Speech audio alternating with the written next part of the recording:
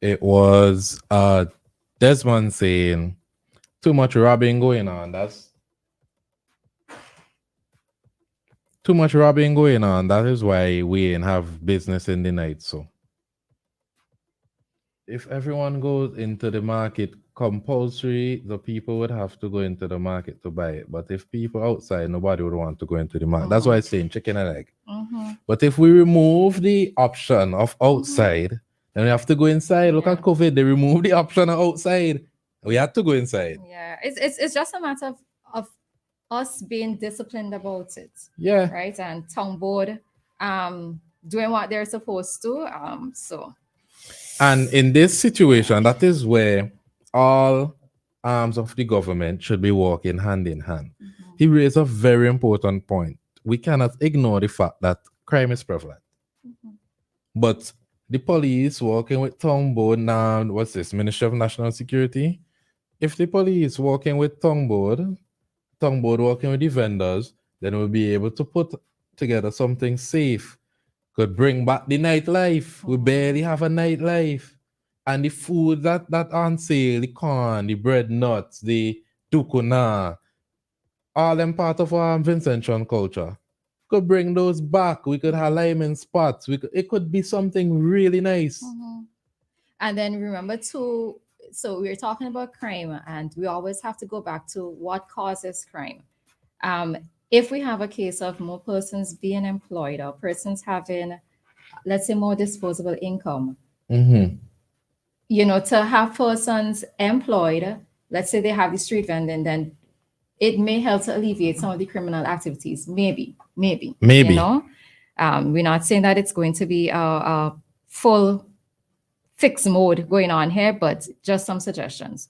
Callie says part of the problem is enforcement. The relevant authorities took too long to implement new rules when it comes to vending. This should have been taken care of years ago before people became complacent. Enforcement is a problem. We see it with the van drivers. So, yeah, agreed.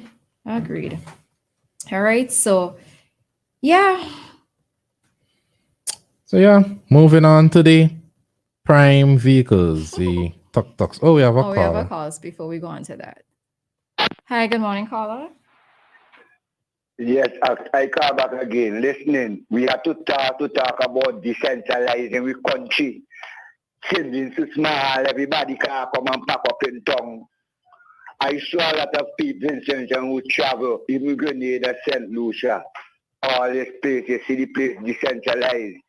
And the authority could only do much something, One thing we have to understand, the police, the government, everybody come out our society, come out our people, and we have to start to analyze the people attitude, and then you have to talk about the people who you're talking to serve. Listen to them.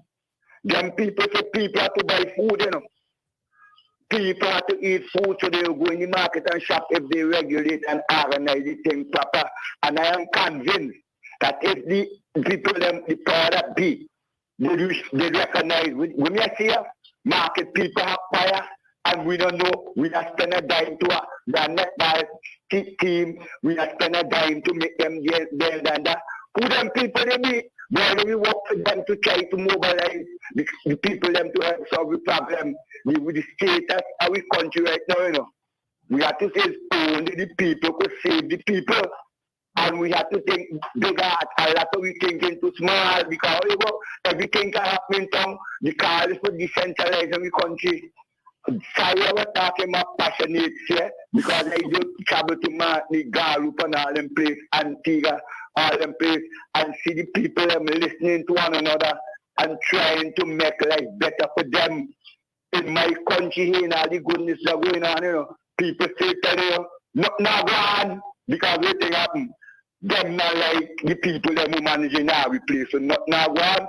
And let me live for we can, we not see the time and bug the thing because not gone politically to them.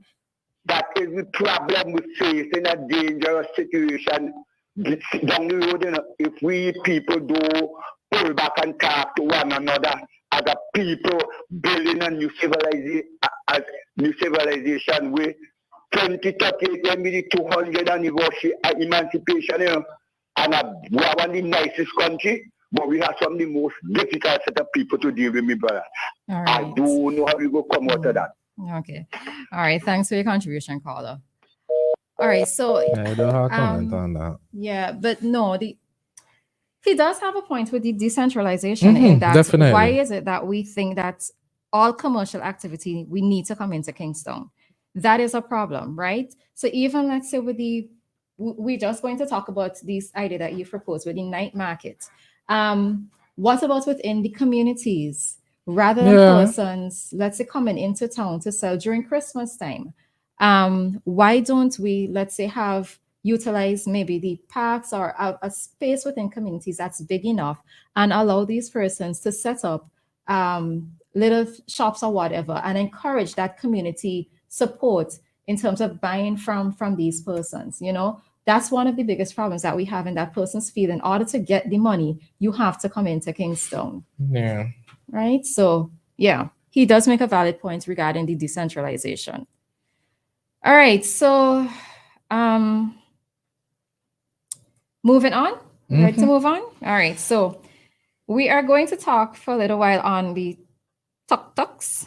They're called the PRYME rights, right? So I came across a story last Friday. I read it, but this was in relation to the opening of the centers or the shops at Glen. So I'm just going to read from Searchlight. So PRYME to provide rights for small businesses. The Promoting Youth Micro Enterprises PRYME Grant Initiative is evolving, and come October 1st this year, interested persons can submit applications for the next phase of the project dubbed PRYME Rights.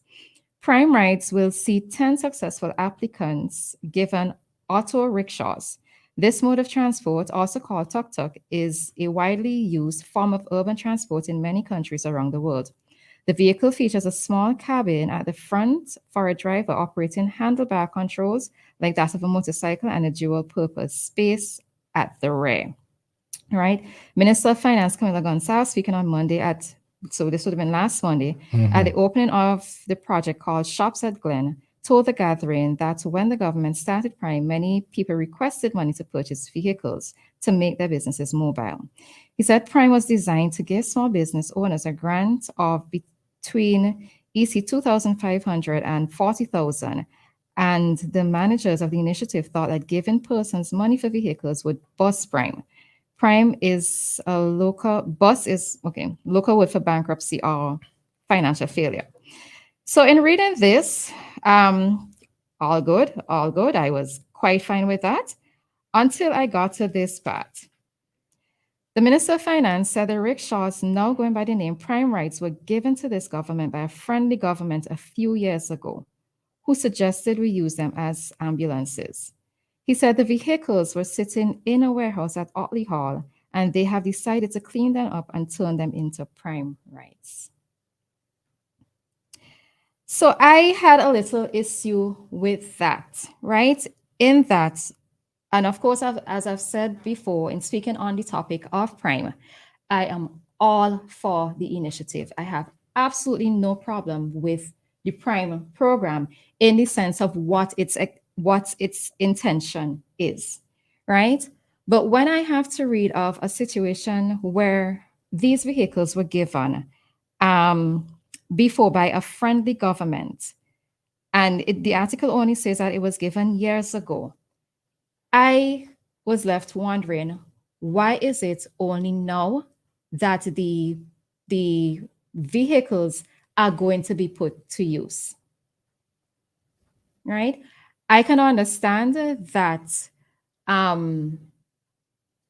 let's say at the initial stages of being given the vehicles, that an idea, because they were going to be given, the suggestion was that they can be used as ambulances, right? But and reading from the Vincentian, it was said that the ambulances, the decision was taken to, hold on,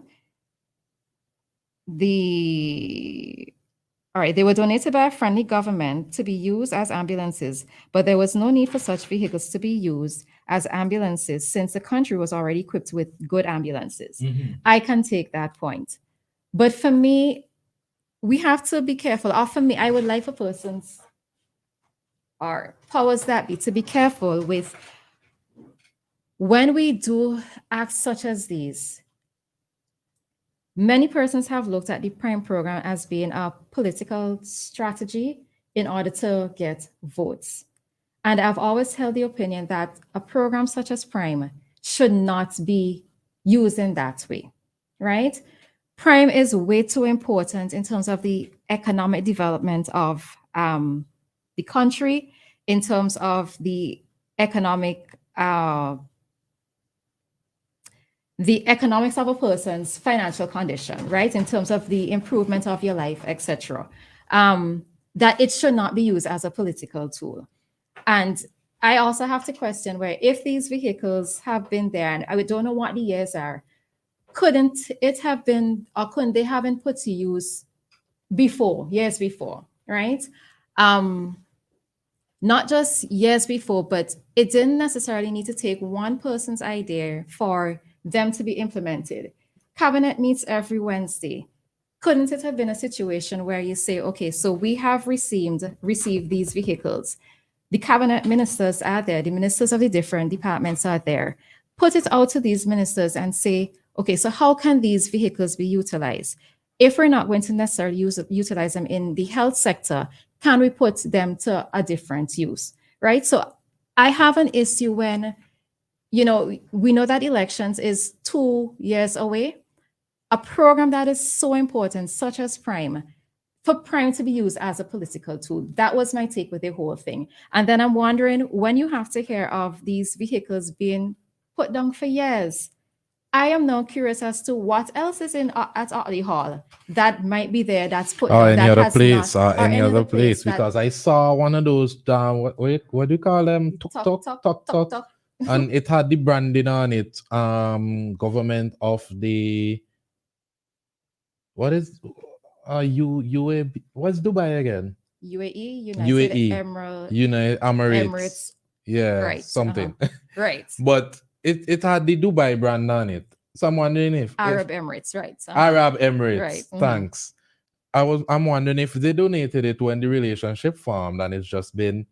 Well, he made a good point. They said that they wanted to use as ambulances, and we had a different culture when it comes to that. And we already had walking ambulances. So maybe they did put it down to see what good use it could come to in the future. But my point is, should it have taken years to figure out how to use them? And that's the problem. Right?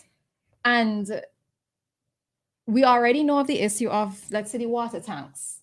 We know of the issue of the water tanks being there at Otley Hall.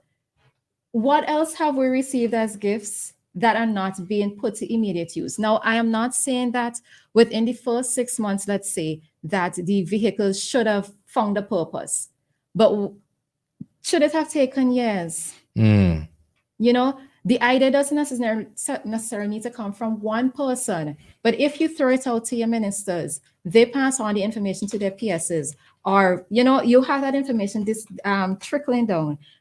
What ideas can come up in terms of how these vehicles can be used? Now, for me as a person, if I give you a gift, Ari, and I know once I have given you a gift, it has nothing to do with me. I should not be concerned about it, but I would like to know that you're using my gift, not that it's there just put down, not being used. So, yeah, that was my whole thing, is that I am all for the PRYME program, but I do not like the program being used or being viewed by persons as being an election tool.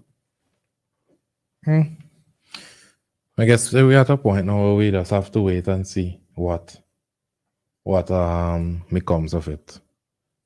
So we'll take this time to break and get straight back into some discussions before the top of the hour. I was looking for a